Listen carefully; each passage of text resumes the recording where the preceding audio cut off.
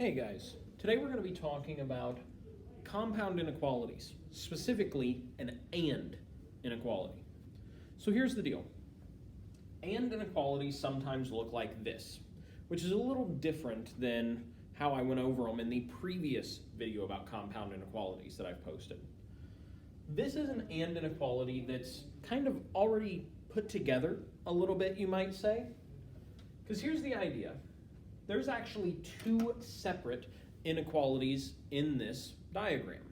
We just have wrote them separately. One of those inequalities exists right here. Or we didn't write them separately, we wrote them together. I think I misspoke a moment ago. But this is one of those inequalities, right? 6 is less than 2x plus 4. Now we could solve that on its own if we wanted. But we have a second inequality here too. Let's take a look at it. 2x plus 4 is less than or equal to 10. Another inequality that, if we wanted, we could solve all on its own. But by writing it like this, writing it together, we actually can solve both inequalities at the same time. It's kind of just like a mathematical shortcut. So here's what I'm going to do. Just like I normally would, I want to get x on its own, meaning I need to get rid of that 4 that is adding to the problem, and I need to get rid of that 2 that is multiplying the x. I get rid of them through the normal means, subtraction and division.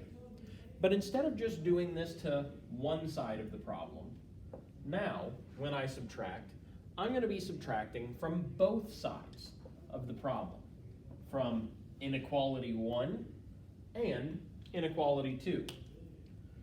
Now that'll make these cancel out, leaving us with just 2x here in the middle.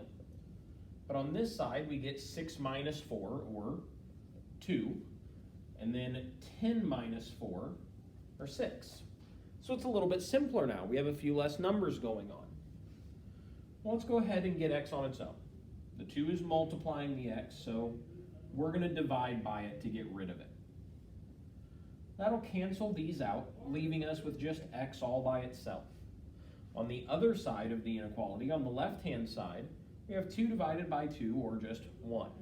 And on the right-hand side, we have 6 divided by 2, or 3. So this creates an AND inequality that looks a lot more like we're used to seeing. This interval, as I like to call it personally, stating that x is between 1 and 3. And we can put this on a number line pretty easily. If I said 1 and 3, then I would just need to fill in the information about, open circles, closed circles. Since the 1 is just less than, don't need to fill it in, no or equal to there. The 3, however, is or equal to, so we go ahead and fill it in. And then we can just connect the dots, right? We can say that x is between these numbers, so we go ahead and fill in the space in between them. This works the same way no matter what our AND inequality is. If you see the inequality written like this, we can go ahead and solve it just by getting that x on its own. The really critical thing to remember is whatever you do to cancel it out, our inverse operations, happen on both the left and the right-hand side of the inequality. If you guys have any questions about this or want to see specific examples done, feel free to drop them in the comments below. Thanks for watching, guys.